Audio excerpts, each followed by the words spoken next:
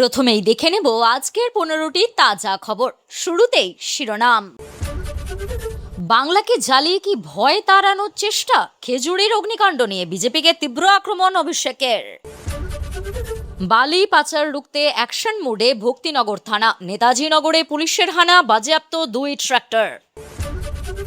অধীর চৌধুরীর প্রচারে বাধা দেওয়ার অভিযোগ, বহরমপুরে গ্রেফতার তৃণমূল নেতা। তারকেশ্বরে তৃণমূল নেত্রীর বাড়িতে হামলা, দুই পক্ষের সংঘর্ষে মাথা ফাটল ওসির। প্রধানমন্ত্রীকে খুনের ছক, মোদির যাত্রাপথে উদ্ধার জিলেটিন স্টিক, আটক সন্দেহভাজন। মারধর ছিনতাইয়ের পর তরুণ ইঞ্জিনিয়ারকে সেতু থেকে ছুঁড়ে ফেলল দুষ্কৃতীরা, ভয়ঙ্কর কাণ্ডে চাঞ্চল্য।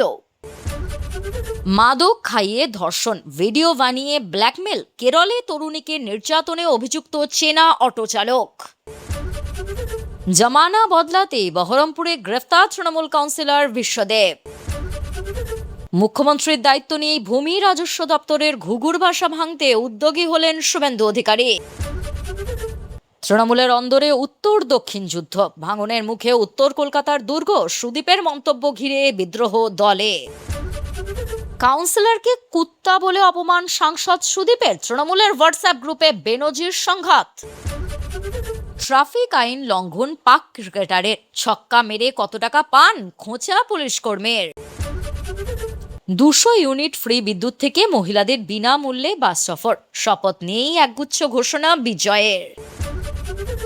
10 বছর আগে 3 ছিলাম, আজ 200 পার, বেঙ্গালুরুর মঞ্চ থেকে বাংলার জয়গান প্রধানমন্ত্রী মোদির। খুনিদের ডিজিটাল ভুল, বালি টোল প্লাজার ইউপিআই ট্রানজ্যাকশন, চন্দ্রনাথ খুনের ঘাতকদের ডেরায় পৌঁছাতে মরিয়া পুলিশ। এছাড়াও রয়েছে আরো বেশ কিছু গুরুত্বপূর্ণ খবর। পুরো বিস্তারিত জানতে ভিডিওটি শেষ পর্যন্ত শুনুন। পূর্ব মেদিনীপুরের খেজুরির নিচকসবা গ্রাম পঞ্চায়েত এলাকার হিজলি শরীফে ভয়াবহ অগ্নিকাণ্ড ও ভাঙচুরের ঘটনায় বিজেপিকে তীব্র আক্রমণ করলেন তৃণমূল কংগ্রেসের সর্বভারতীয় সাধারণ সম্পাদক অভিষেক ব্যানার্জি। সোশ্যাল মিডিয়ার দেওয়া এক কড়া বার্তায় তিনি প্রশ্ন তোলেন, এভাবেই কি ভয়কে তাড়ানোর পরিকল্পনা? অভিষেক ব্যানার্জি দাবি করেছেন, খেজুরির হিজলি শরীফ এলাকায় যা ঘটেছে তা নৃশংসতার চরম উদাহরণ। তার অভিযোগ, বিজেপির সমর্থিত দুষ্কৃতীরা এলাকায় হামলা চালিয়ে 60টিরও বেশি দোকানে আগুন ধরিয়ে দেয়। মুহূর্তের মধ্যে বহু সাধারণ মানুষের জীবিকা ধ্বংস হয়ে যায়। তৃণমূল সাংসদের অভিযোগ, এই হামলায় হিন্দু বা মুসলিম কোনো সম্প্রদায়কেই আলাদা করে টার্গেট করা হয়নি, বরং এটি ছিল বাংলার সামাজিক সম্প্রীতি, গণতান্ত্রিক পরিবেশ এবং শান্তিতে বসবাস করতে চাওয়ার সাধারণ মানুষের উপর পরিকল্পিত আঘাত। অভিষেক আরও বলেন, এটাই বিজেপির রাজনীতির আসল চেহারা, ঘৃণা, ভয় দেখানো এবং ধ্বংসের রাজনীতি।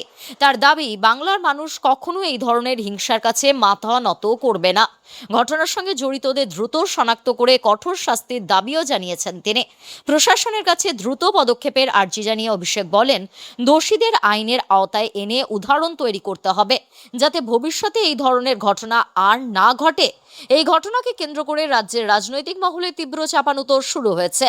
একদিকে তৃণমূল বিজেপির বিরুদ্ধে অশান্তি ছড়ানোর অভিযোগ তুলেছে, অন্যদিকে বিজেপিও পাল্টা অভিযোগের সরব হয়েছে।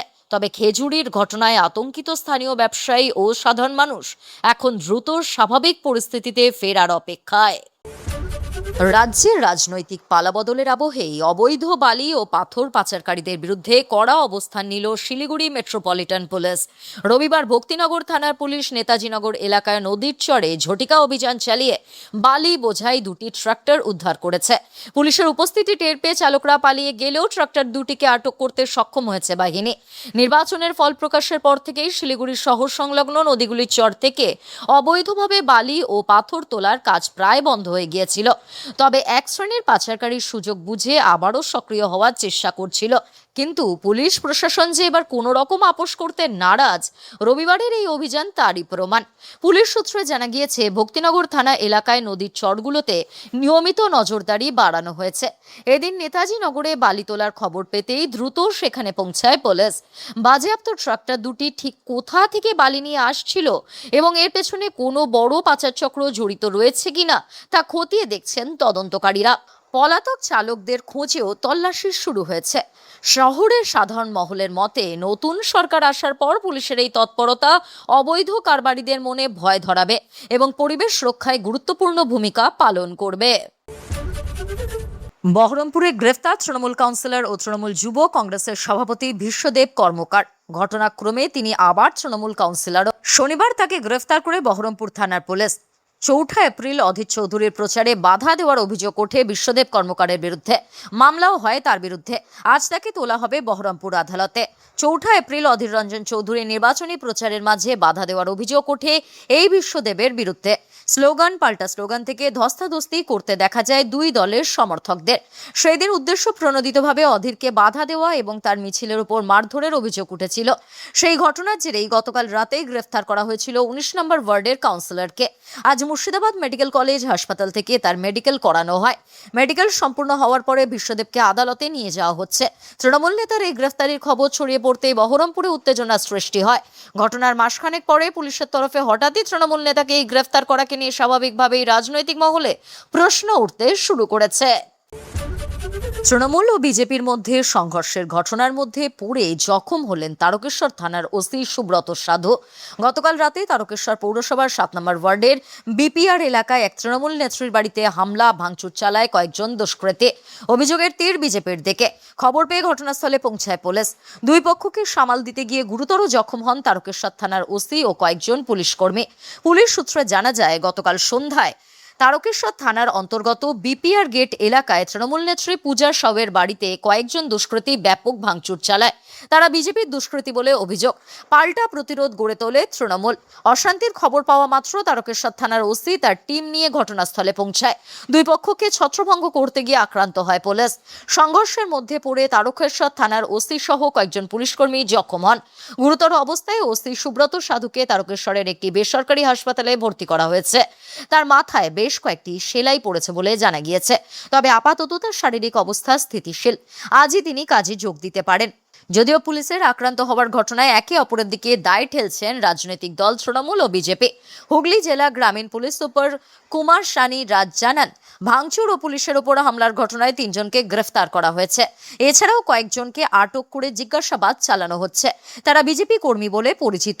দলের কর্মীদের আটক করার প্রতিবাদে থানার সামনে বিক্ষোভ দেখান বিজেপি কর্মীর সমর্থকরা।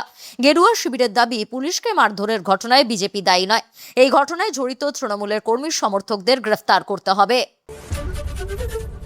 প্রধানমন্ত্রী নরেন্দ্র মোদীকে হত্যার ছক। বেঙ্গালুরুতে মোদীর কনভয় যে রাস্তা দিয়ে যাওয়ার কথা ছিল সেই পথ থেকে উদ্ধার হয়েছে বিস্ফোরণে ব্যবহৃত জিলেটিন স্টিক। এই ঘটনাকে কেন্দ্র করে ব্যাপক চাঞ্চল্য ছড়িয়েছে। ঘটনা তদন্তে নেমে এক সন্দেহভাজন যুবককে আটক করেছে পুলিশ। কিভাবে ওই জিলেটিন স্টিক ওখানে এলো তা জানার চেষ্টা চলছে। নেপথ্যে বড় কোনো ষড়যন্ত্র ছিল কিনা তা খতিয়ে দেখা হচ্ছে তদন্তকারীদের তরফে। পুলিশ সূত্রে জানা গিয়েছে, রবিবার বেঙ্গালুরুতে আর্ট অফ লিভিং সেন্টারে এক অনুষ্ঠানে যোগ দেওয়ার কথা ছিল প্রধানমন্ত্রীর। এই যাত্রাপথে কাকগালিপুরা এলাকার থাতাগুনির কাছ থেকে উদ্ধার হয় জিলেটিন স্টিকটি। জানা যাচ্ছে, মোদি ওই পথে যাওয়ার আগে পুলিশের কাছে সন্দেহজনক একটি ফোন কল আসে। তার ভিত্তিতেই শুরু হয় তল্লাশি অভিযান এবং রাস্তার ধার থেকে উদ্ধার হয় জিলেটিন স্টিক। মোদির কনভয়ে বিস্ফোরক উদ্ধারের মতো ঘটনায় হাই অ্যালার্ট জারি করা হয়েছে। পুলিশের দাবি অনুযায়ী সন্দেহভাজন ওই ব্যক্তি রবিবার ভোরে স্থানীয় থানায় ফোন করেছিলেন। সেখানে HAL এবং আর্ট অফ লিভিং সেন্টারে বিস্ফোরণের আশঙ্কা প্রকাশ করেন, যার জেরেই ব্যাপক পরিসরে শুরু হয়েছিল তল্লাশি। ঘটনার পরে অভিযুক্তকে কোরামাঙ্গালায় তার বাড়ি থেকে আটক করে থানায় নিয়ে আসে পুলিশ। HAL বিমানবন্দরের কাছে সন্দেহজনক কিছু না পাওয়া গেলেও দ্বিতীয় টার্গেট থেকে উদ্ধার হয় জিলেটিন স্টিক। এই পথেই যাওয়ার কথা ছিল প্রধানমন্ত্রীর। ঘটনায় ডেপুটি পুলিশ কমিশনারের তরফে জানানো হয়েছে, আমরা গোটা ঘটনা তদন্ত করছি। বিস্ফোরকগুলো কিভাবে ঘটনাস্থলে পৌঁছালো, কারা সেগুলো সরবরাহ করেছিল এবং সেখানে বিস্ফোরক রাখার জন্য কেউ অভিযুক্তকে নির্দেশ দিয়েছিল কিনা তা খতিয়ে দেখা হচ্ছে। সন্দেহভাজনকে জিজ্ঞাসাবাদের পাশাপাশি তার মা ও বাবাকেও জিজ্ঞাসাবাদ শুরু করেছে পুলিশ। ভয়ঙ্কর কাণ্ড উত্তরাখণ্ডের দেরাদুনে। ছিনতাইয়ের পর সফটওয়্যার ইঞ্জিনিয়ারকে সেতু থেকে নিচে ফেলল দুষ্কৃতীরা। মাথা ও মেরুদণ্ডে গুরুতর আঘাত লেগেছে যুবকের। তিনি আশঙ্কাজনক অবস্থায় হাসপাতালে ভর্তি। যুবকের বাবা বিনোদ কুমার থানায় লিখিত অভিযোগ জানিয়েছেন। দুষ্কৃতীদের খোঁজে তল্লাশি শুরু করেছে পুলিশ। পুলিশ সূত্রে জানা গিয়েছে, আহত যুবকের নাম আকাশ কুমার। তিনি সফটওয়্যার ইঞ্জিনিয়ার হিসাবে কর্মরত। প্রতিদিনের মতো শুক্রবার রাত 2টো নাগাদ অফিস থেকে বাড়ি ফিরছিলেন। যুবকের বাবা বিনোদ কুমারের অভিযোগ, গাড়ি বুক করেন আকাশ। হস্ত্রধারা ক্রসিংয়ের কাছে বাড়ি আসার জন্য এক বাইকের অপেক্ষা করছিলেন। সেই সময় দুজন দুষ্কৃতী তাকে অপহরণ করে নিয়ে যায় যমুনওয়ালা সেতুর কাছে। নির্জন জায়গায় যুবককে মারধর করা হয়, ছিনিয়ে নেওয়া হয় দুটি মোবাইল। দুষ্কৃতীরা টাকা পয়সাও নিয়ে নেয় বলে অভিযোগ। ঘটনার প্রতিবাদ করলে আকাশকে প্রাণে মারার হুমকি দেয় দুষ্কৃতীরা। ছিনতাইয়ের পর জায়গা ছেড়ে চলে যাওয়ার সময় আচমকাই দুই দুষ্কৃতী আকাশকে সেতু থেকে নিচে ফেলে পালিয়ে যায়। রাতভর রক্তাক্ত অবস্থায় সেতুর নিচেই পড়েছিলেন যুবক। সকালে স্থানীয়রা আকাশকে দেখতে পান। তারাই যুবককে উদ্ধার করে হাসপাতালে পাঠায়। জানা গিয়েছে আকাশের মেরুদণ্ডে গুরুতর আঘাত লেগেছে, অবস্থা আশঙ্কাজনক। যুবকের বাবা বিনোদ কুমার থানায় লিখিত অভিযোগ জানিয়েছেন। দুষ্কৃতীদের খোঁজে তল্লাশি শুরু করেছে পুলিশ। খতিয়ে দেখা হচ্ছে এলাকার সিসিটিভি। প্রতিবেশী তরুণীকে মাদক খাইয়ে ধর্ষণে অভিযুক্ত কেরলের এক অটো চালক। এমনকি যৌন হেনস্থার মুহূর্তের ভিডিও বানিয়ে ব্ল্যাকমেল করার অভিযোগ উঠল। দক্ষিণের রাজ্যের আদুর জেলার এই ঘটনায় গ্রেফতার করা হয়েছে অটো চালক বিনোদকে। প্রাথমিক তদন্তে জানা গিয়েছে 28 বছরের বিবাহিত তরুণী বিনোদের বাড়ির কাছে একাই থাকতেন। কাজের সূত্রে তার অটোতে করেই যাতায়াত করতেন মাঝে মধ্যে। গত ফেব্রুয়ারি মাসে একদিন প্যাকেজ ফলের রসের মধ্যে মাদক মিশিয়ে খাইয়ে দেন অটো চালক।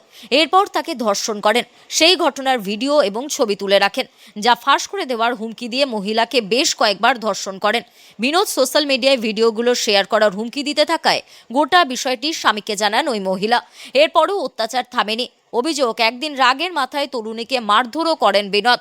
শেষ পর্যন্ত গত মাসে স্থানীয় থানায় গিয়ে অভিযোগ দায়ের করেন ওই মহিলা। এরপরে অভিযুক্তের বিরুদ্ধে পুলিশ ব্যবস্থা না নেওয়ায় জেলার পুলিশ প্রধানের সঙ্গে দেখা করেন নির্যাতিতা। এরপর শুক্রবার রাতে গ্রেফতার করা হয়েছে অভিযুক্ত অটো চালককে। তাকে জিজ্ঞাসাবাদ করে আপত্তিকর ছবি ও ভিডিও উদ্ধারের চেষ্টা করছে পুলিশ। রাজ্যের সরকার বদল হতেই মুর্শিদাবাদের রাজনৈতিক সমীকরণে বড়সড় রদবদল শুরু হলো।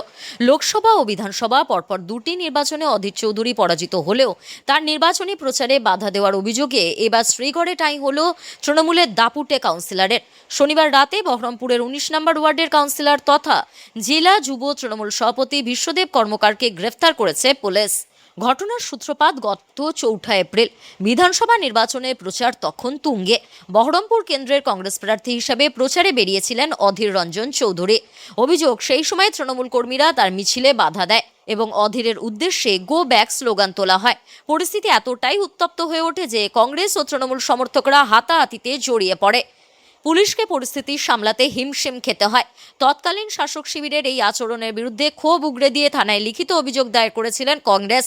যদিও সেই সময় বিশ্বদেব দাবি করেছিলেন অধীরই বাইরে থেকে দুষ্কৃতী এনে এলাকায় অশান্তি পাকাচ্ছেন এবং সাধারণ মানুষই তার প্রতিবাদ করেছে।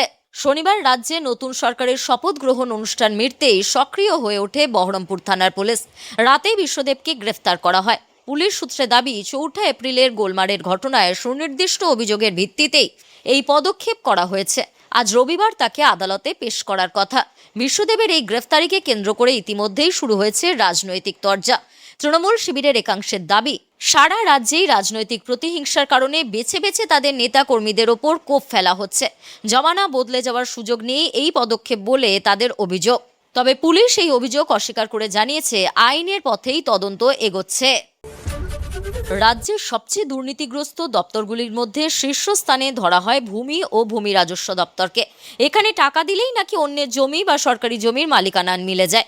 বিদায়ী মুখ্যমন্ত্রী মমতা ব্যানার্জি এই কারণে ভূমি ও ভূমি রাজস্ব দপ্তরকে ঘুঘুর বাসা বলে অভিহিত করেছিলেন। কিন্তু তার পূর্ববর্তী সিপিএমের সরকারের আমল থেকে চলে আসা এই দপ্তরের সীমাহীন দুর্নীতি বন্ধে তেমন কোনো উদ্যোগই নেননি। বর্তমানে রাজ্যে এখন বিজেপির সরকার। নতুন মুখ্যমন্ত্রী হিসেবে শপথ নিয়েছেন শুভেন্দু অধিকারী। ভূমি আর গৃহ মন্ত্রককে নিজের হাতে রেখেছেন তিনি। আর দায়িত্ব নেওয়ার কয়েক ঘন্টার মধ্যেই তিনি অ্যাকশন শুরু করে দিয়েছেন। কলকাতা পুলিশের তৃণমূলপন্থী আধিকারিকদের ব্যাপক রদবদলের পাশাপাশি ভূমি ও ভূমি রাজস্ব দপ্তরের দুর্নীতির বিরুদ্ধে কঠোর পদক্ষেপ নিতে শুরু করেছেন মুখ্যমন্ত্রী শুভেন্দু অধিকারী। প্রাথমিকভাবে জলপাইগুড়ি রাজগঞ্জ ব্লকে জমির তদন্তে গঠন করা হয়েছে স্পেশাল ইনভেস্টিগেশন টিম। কলকাতা হাইকোর্টে জলপাইগুড়ি সার্কিট বেঞ্চের গত 8 জানুয়ারি 2026 এবং 13 জানুয়ারি 2026 তারিখের নির্দেশক্রমে জলপাইগুড়ি জেলার রাজগঞ্জ বিএলআরও দপ্তর থেকে 2021 থেকে 2025 সালের মধ্যবর্তী সময়ে নিখোঁজ হয়ে যাওয়া মিউটেশন ফাইলগুলো তদন্তের জন্য এই সেট গঠন করা হয়েছে বলে খবর। সূত্রের খবর, সাজন আগরওয়াল নামে এক ব্যক্তি দীর্ঘদিন আগে অভিযোগ দায়ের করেছিলেন যে রাজগঞ্জ ব্লকের ভূমি ও ভূমি রাজস্ব দপ্তরের আরআই অফিস থেকে প্রায় 5,000 ভুয়ো মিউটেশন করা হয়েছে। অভিযোগের ভিত্তিতে বিষয়টি কলকাতা হাইকোর্টে জলপাইগুড়ি সার্কিট বেঞ্চে ওঠে। আদালতের নির্দেশ অনুযায়ী 8ই জানুয়ারি ও 13ই জানুয়ারির নির্দেশ মেনে একটি বিশেষ তদন্তকারী দল গঠন করা হয়। সেই সিটের আধিকারিকরাই বর্তমানে রাজগঞ্জ ব্লকের পানিকৌড়ি ও মাঝিয়ালি গ্রাম পঞ্চায়েত এলাকার আরআই অফিসে নথিপত্র খতিয়ে দেখতে শুরু করেছেন। মঙ্গলবার সকাল থেকেই অফিসে নথিপত্র খতিয়ে দেখা, গুরুত্বপূর্ণ রেকর্ড পরীক্ষা ও বিভিন্ন ফাইল যাচাইয়ের কাজ শুরু হয়। তদন্তকারীরা একাধিক গুরুত্বপূর্ণ তথ্য সংগ্রহ করেছেন বলেও প্রশাসনিক সূত্রে জানা গিয়েছে। রাজ্যে পালাবদলের পর তৃণমূল কংগ্রেস যখন ঘুরে দাঁড়ানোর চেষ্টা করছে, ঠিক তখনই দলের অন্দরের ফাটল প্রকাশ্যে চলে এলো। শনিবার রাতে তৃণমূলের পরিষদীয় দলের পদ ঘোষণার পর দেখা যায় বিরোধী দলনেতা থেকে শুরু করে গুরুত্বপূর্ণ সব পদেই রয়েছে দক্ষিণ কলকাতার দাপট। বিরোধী দলনেতা হিসেবে শোভনদেব চট্টোপাধ্যায় এবং মুখ্য সচেতক হিসেবে ফিরহাদ হাকিমের নাম ঘোষণার পর থেকেই ক্ষোভে ফুঁসছে উত্তর কলকাতা। ডেপুটি লিডার হিসেবে চৌরঙ্গীর বিধায়ক নয়না বন্দ্যোপাধ্যায়ের নাম আসতেই বিতর্ক চরমে ওঠে। উত্তর কলকাতার নেতাদের অভিযোগ, দীর্ঘ 15 বছর বিধায়ক থাকলেও বিধানসভায় নয়না দেবীর ভূমিকা নগণ্য। তাদের দাবি, উত্তর কলকাতা জেলা সভাপতি তথা সাংসদ সুদীপ বন্দ্যোপাধ্যায়কে সন্তুষ্ট রাখতেই তার স্ত্রীকে এই গুরুত্বপূর্ণ পদ দেওয়া হয়েছে। বিদ্রোহের আঁচ সবথেকে বেশি দেখা গিয়েছে উত্তর কলকাতার তৃণমূলের অফিসিয়াল হোয়াটসঅ্যাপ গ্রুপে। 10 নম্বর ওয়ার্ডের কাউন্সিলর সুব্রত বন্দ্যোপাধ্যায় সরাসরি সুদীপ বন্দ্যোপাধ্যায়কে অঘোষিত সম্রাট বলে আক্রমণ করে পদ ছাড়ার দাবি জানান। এর পাল্টা দিতে গিয়ে মেজাজ হারিয়ে ফেলেন সুদীপ বন্দ্যোপাধ্যায়। তিনি লেখেন, হাতি চলে বাজার, কুত্তা ভোকে হাজার। দলেরই কাউন্সিলরকে কুত্তা সম্বোধন করায় পরিস্থিতি হাতের বাইরে চলে যায়।